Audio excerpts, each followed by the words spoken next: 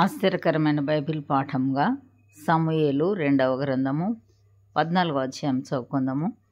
రాజు అబ్షాలోము మీద ప్రాణం పెట్టుకొని ఉన్నాడని సెరూయా కుమారుడైన యోవాబు గ్రహించి తెకోవ నుండి యుక్తిగల యొక్క స్త్రీని పిలువనంపించి ఏడ్చుచున్న దానవైనట్టు నటించి దుఃఖ వస్త్రములు ధరించుకొని తైలం పూసుకొనక బహుకాలం దుఃఖపడిన దానివలె నుండి నీవు రాజునొద్దకు వచ్చి ఈ ప్రకారం మనవి చేయవలెనని దానికి బోధించెను.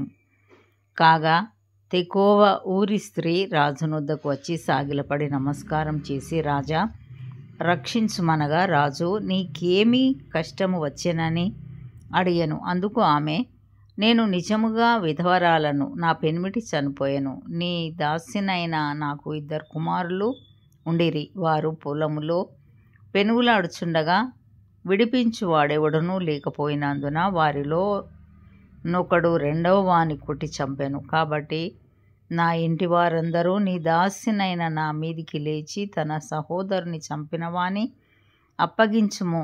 తన సహోదరుని ప్రాణం తీసినందుకై మేము వానిని చంపి హక్కుదారుని నాశనము చేతుమనుచున్నారు. ఈలాగున వారు నా పెనిమిటికి భూమి మీద పేరైనను శేషమైనను లేకుండా మిగిలిన నిప్పురవ్వను ఆర్పివేయబోచున్నారని రాజుతో చెప్పగా, రాజు నీవు నీ ఇంటికి పొమ్ము, నిన్ను గురించి ఆజ్ఞ ఇత్తునని ఆమెతో చెప్పాను. అందుకు తెకోవ ఊరి స్త్రీ, నా ఏలినవాడ రాజా, దోషము నా మీదను నా తండ్రి ఇంటి వారి మీదను నిలుచునుగాక.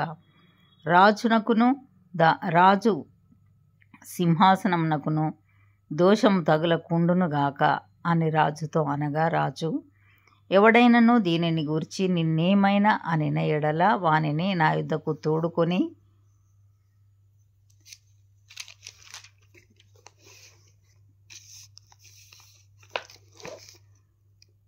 రమ్ము, వాడికను నిన్ను ముట్టక యుండునని ఆమెతో చెప్పెను.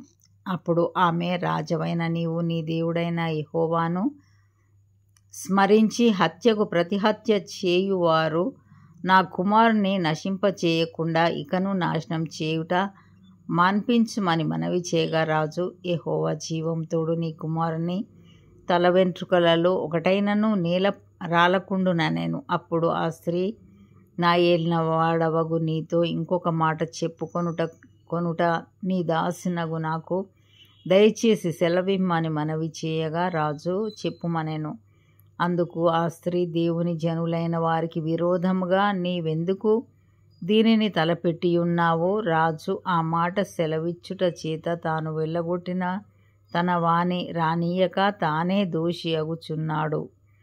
మనమందరమును చనిపోదుము గదా.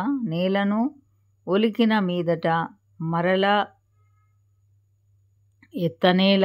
ఎత్తలేని నీటి వలె ఉన్నాము. దేవుడు ప్రాణము తీయక తోలివేయబడిన వాడు తనకు దూరస్థుడు కాక యుండుటకు సాధనములు కల్పించుచున్నాడు. జనులు నన్ను భయపెట్టిరి గనుక నేను దీనిని గూర్చి నా ఏలిన వాడవగు నీతో మాట్లాడవచ్చి తిని. కాబట్టి నీ దాసురాలనగు నేను రాజు తన దాసినగు నా మనవి చొప్పున చేయునేమో. రాజు నా మనవి అంగీకరించి దేవుని స్వాస్థ్యం అనుభవింపకుండా నన్నును నా కుమారునిని నాశనం చేయతలచిన వాని చేతిలో నుండి తన దాసినగు నన్ను విడిపించునేమో అనుకొంటిని. మరియు నీ దేవుడైన యెహోవా నీకు తోడై ఉన్నాడు గనుక నా ఏలిన వాడవును రాజవు నగు నీవు దేవుని దూత వంటి వాడవై మంచి చెడ్డలన్నీయు విచారింపచాలి ఉన్నావు.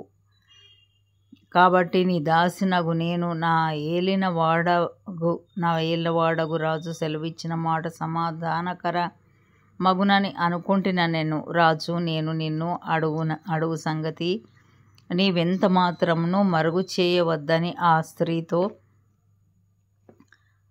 స్త్రీతో అనగా, ఆమె, నా ఏలిన వాడవగు నీవు సెలవిమ్మనెను. అంతటా రాజు, యోవాబు నీకు బోధించెనా అని ఆమెను అడిగినందుకు ఆమె ఇట్లా, నేను నా ఏలిన వాడవైన రాజా, నీ ప్రాణము తోడు చెప్పిన దానిని తప్పక గ్రహించుటకు నా ఏలిన వాడవును రాజవునగు నీ వంటి వాడొక్కడునూ లేడు. నీ సేవకుడగు యోవాబు నాకు బోధించి ఈ మాటలన్నిటినీ నీ దాసినగు నాకు నేర్పెను. సంగతిని రాజుతో మరుగు మాటలతో మనవి చేయుటకు నీ సేవకుడగు యోవాబు ఏర్పాటు చేశాను. ఈ లోకమందు సమస్తమును ఎరుగుటయందు నా ఏలిన వాడవగు నీవు దేవదూతల జ్ఞానము వంటి జ్ఞానం గలవాడవు. అప్పుడు రాజు యోవాబుతో ఇలాగున సెలవిచ్చెను, ఆలకించుము. నీవు మనవి చేసిన దానిని నేను ఒప్పుకొనుచున్నాను. తరువాత యవనుడగు అబ్షాలోమును రప్పింపుమని అతడు సెలవీయగా యోవాబు సాష్టాంగ నమస్కారం చేసి రాజును స్తుతించి, రాజవగు నీవు నీ దాసుడనైన నా మనవి అంగీకరించినందున నా ఏలిన వాడవగు నీ వలన నేను అనుగ్రహం నొందితినని నాకు తెలిసేనని చెప్పి లేచి గెషూరునకు పోయి అబ్షాలోమును యెరూషలేమునకు తోడుకొని వచ్చాను. అయితే రాజు అతడు నా దర్శనము చేయక తన ఇంటికి పోవలెనని ఉత్తరవు చేయగా అబ్షాలోము రాజదర్శనం చేయక తన ఇంటికి పోయాను. ఇశ్రాయేలీలందరిలో అబ్షాలోమంత సౌందర్యం గలవాడు ఒకడునూ లేడు. అరికాలు మొదలుకొని తల వరకు ఏ లోపమును అతని యందు లేకపోయాను. తన తల వెంట్రుకలు భారంగానున్నందున ఏటేటా అతడు వాటిని కత్తిరించుచూ వచ్చాను. కత్తిరించునప్పుడెల్లా వాటి ఎత్తు రాజు తూనికను బట్టి 200 తులములాయెను. అబ్షాలోమునకు 3 కుమారులును తామారు అనునొక కుమార్తెయు పుట్టిరి. ఆమె బహు సౌందర్యవతి. అబ్షాలోము 2 నిండు సంవత్సరములు యెరూషలేములో నుండియు రాజదర్శనం చేయకయుండగా యోవాబును రాజునొద్దకు పంపించుటకై అబ్షాలోము అతనిని పిలువనంపినప్పుడు యోవాబు రానుల్లకయుండెను. 2వ మారు అతన్ని పిలువనంపినప్పుడు అతడు రానుల్లకపోగా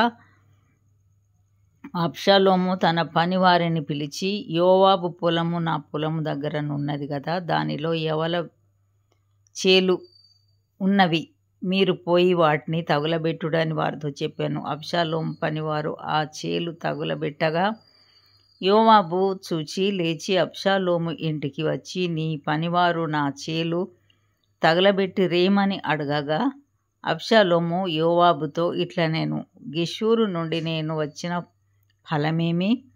నేనచ్చటనే యుండుట మేలని నీ ద్వారా రాజుతో చెప్పుకొనుటకై రాజునొద్దకు నిన్ను పంపవలెనని నేను నిన్ను పిలిచి తిని. రాజదర్శనము నేను చేయవలెను. నా యందు దోషం కనబడిన ఎడల రాజు నాకు మరణశిక్ష విధింపవచ్చును. అంతటా యోవాబు రాజునొద్దకు వచ్చి ఆ సమాచారం తెలుపగా రాజు అబ్షాలోమును పిలువనంపించెను. అతడు రాజునొద్దకు వచ్చి రాజ సన్నిధిని సాష్టాంగ నమస్కారము చేయగా రాజు అబ్షాలోమును ముద్దు పెట్టుకొనెను. ఇంతటితో ఈ దినం కొరకైన బైబిల్ పాఠం సరి.